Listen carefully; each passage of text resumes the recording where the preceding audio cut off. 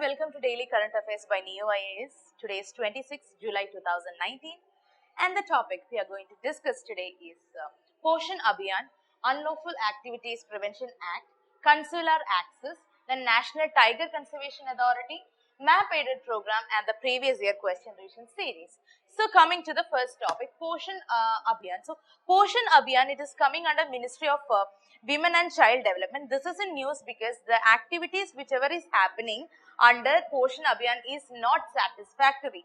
So the rollout of different activities under the Poshan Abhiyan is very slow, and the ministry is asking these people concerned with Poshan Abhiyan to achieve the target very soon. So I'll tell you what Poshan Abhiyan is. So this is basically like it's a mission, it's a multi-ministerial convergence mission. That means many ministries are coming together to achieve this mission. What is their vision? It is to attain malnutrition free India by 2022. So this is also called as a national nutrition mission, and they are primarily aimed to reduce downstanding of children around the age of 0 to 6 years. The current percentage of downstanding in India right now is 38.4%. So they are trying to bring this particular statistics to 25% by 2022. So this is basically a flagship scheme, and this addressed the issue of malnutrition, and it was launched in 2018. Okay, so the main objective of Poshan Abhiyan is to reduce stunting. So this has been done in different districts of India where there is high level of malnutrition burden. So how they achieve is by utilizing or improving the utilization of Anganwadi centers. Okay, so Anganwadi delivery centers will be empowered more, their quality will be improved more so as to attain Poshan Abhiyan into a successful scheme. So this comes under Ministry of Women and Child Development, and they implement it in 3 years. Okay, so the first year they cover 315 districts, and the second year they cover around 235 districts, and the remaining districts will be covered in the third year. Okay, so this will also ensure a holistic development and also adequate nutrition for mothers, children and pregnant women. Okay, and the main goal of NNM is to achieve this nutritional status for the children between 0 to 6 years. Also adolescent girls, also pregnant women and also lactating mothers. Okay, this is a 3-year process. Fine. So the main area of thrust, that means where they are concentrating, is the first thing is reducing the level of stunting, undernutrition, anemia and low birth weight that is happening in children. Then coming to adolescent girls, they are focusing on adolescent girls, then the pregnant women and the lactating mothers. And also there is a concentration on technology and also targeted approach and convergence. Okay, the technology should be advanced enough to provide or to give inclusion to more people.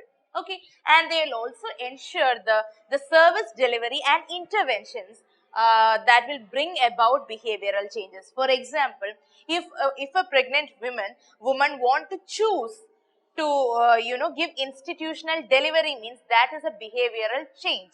So that is based on how the service delivery is provided by us.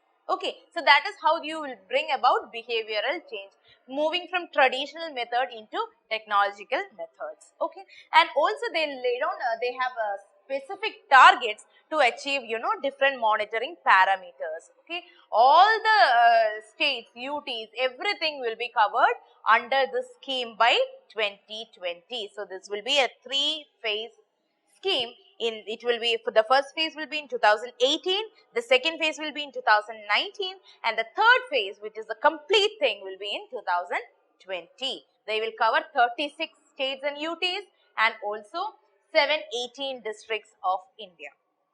Okay, and what all things they do, what is the features, what are the features of NNM or Poshan Abhiyan is, one, they'll map various schemes which is contributing to malnutrition. This is not only a single scheme which is dealing with malnutrition. There are other schemes as well. So what they do, they'll map all the scheme, they converge everything to a single point, and also this conversion mechanism will be very robust mechanism. There will be introducing a robust mechanism, and there will be ICT based real-time monitoring system so that they know what all things are implemented, what all things are left, and how these things are working.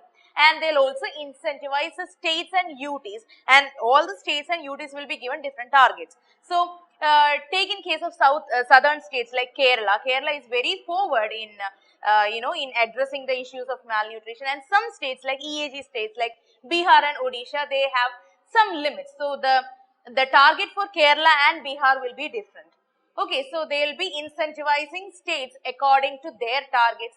They'll incentivize it. Then the state will incentivize the Anganwadi workers for utilizing IT based tools. So this Anganwadi workers will go to each and every household and collect details about lactating mothers and the pregnant women there. So they'll collect all the information and they'll give the best delivery mechanism. Also they'll eliminate registers by this Anganwadi workers. Okay. And also they'll be introducing measurement of height of children at Anganwadi centers. Everything will be set according to Anganwadi centers. Then there will be social audits. Okay, then nutrition resource center will be set up. Then Jan Andolan will be created, that mass participation, community participation will be improved and encouraged in this particular program. And also the pillars of the mission. One pillar is a behavioral change. Okay, that should be brought in the grassroots level of the society. Then you will have this convergence of different schemes pointing at the same cause. Then you will have the software application for making it ICT based. Then training and capacity building for people who are involved in it.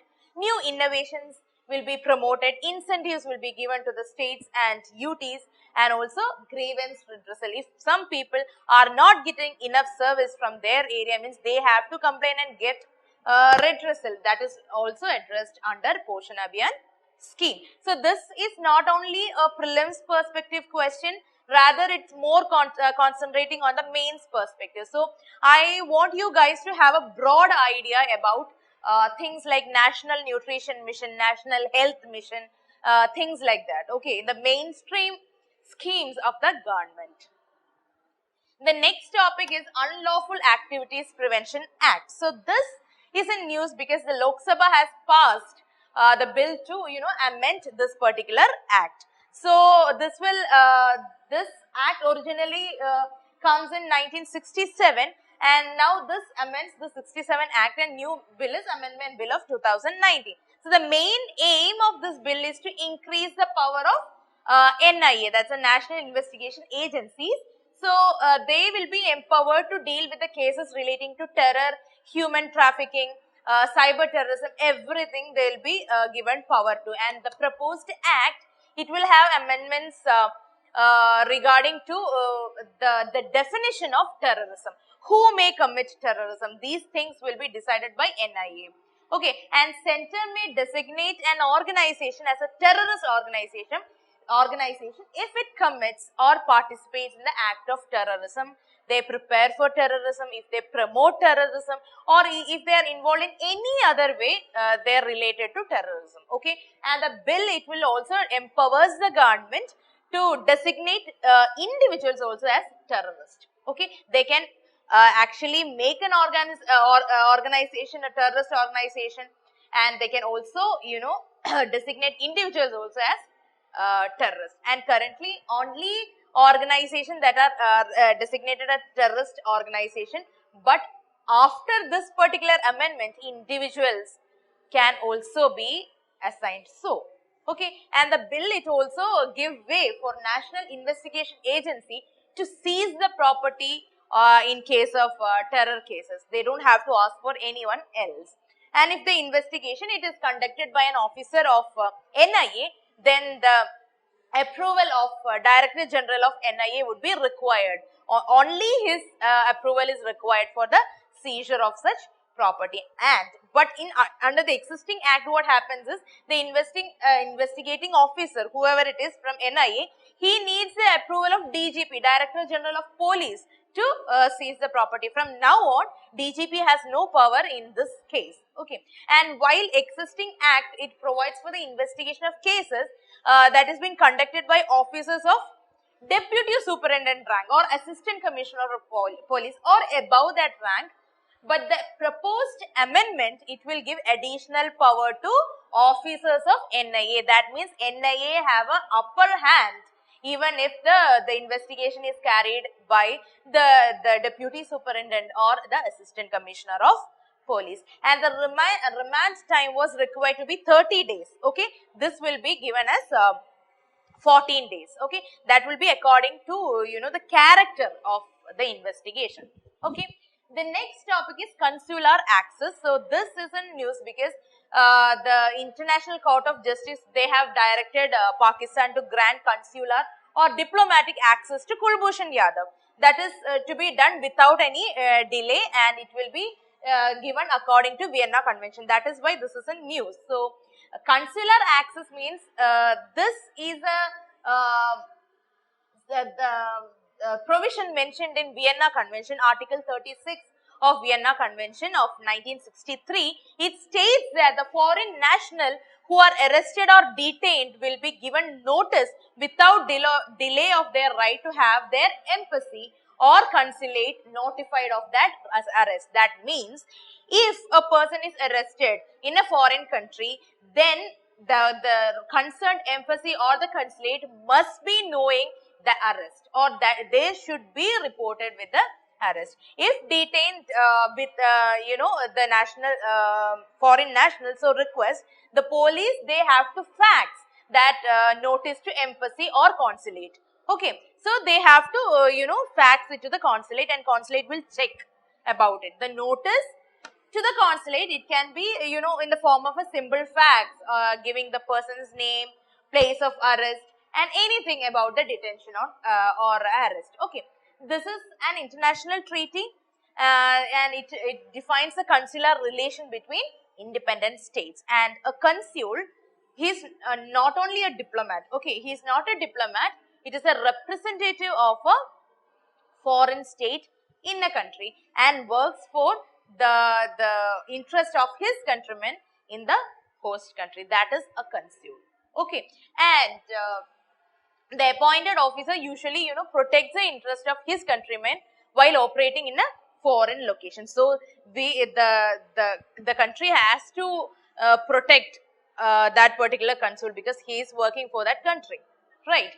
So he is also instrumental in strengthening the relation between his home country as well as the host country. So in layman terms, this implies the ability of the citizens of a country to have communication with diplomats and the officers of their country while held in a foreign location. So they are captive in a foreign location, so they should have a communication with the people of that host country.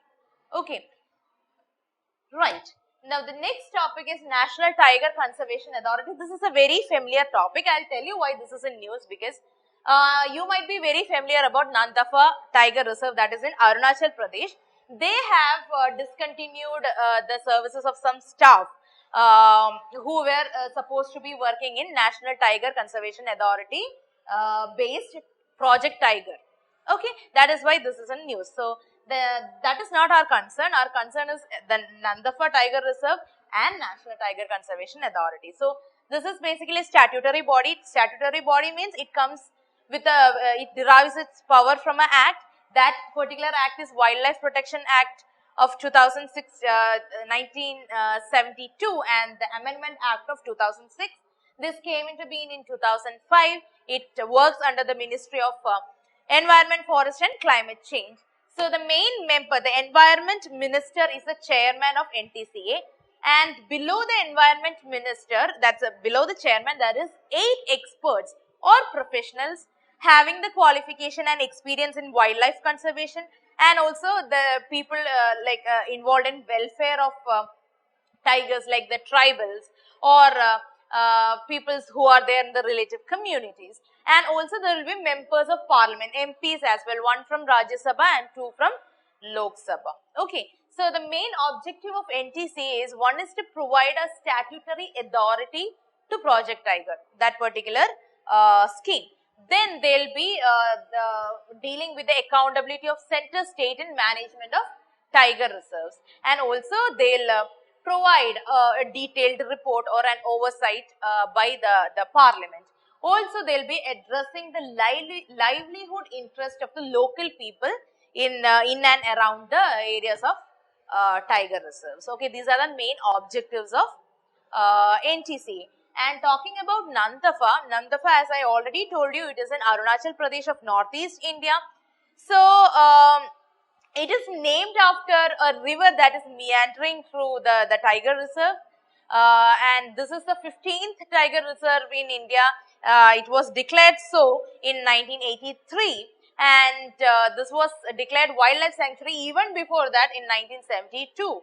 Okay, and the tiger is one of the 96 species of mammals found in Namdapha. Okay, and there are three main ranges or main areas of Namdapha. One is the Namdapha itself, then there is Mayao, and there is Gandhi Gram. Okay, there are three ranges, and there are also other important animals like red giant flying squirrel that is endemic to Namdapha. Then you have leopard, clouded leopard, snow leopard, Malayan sun bear, then Asiatic black bear is there.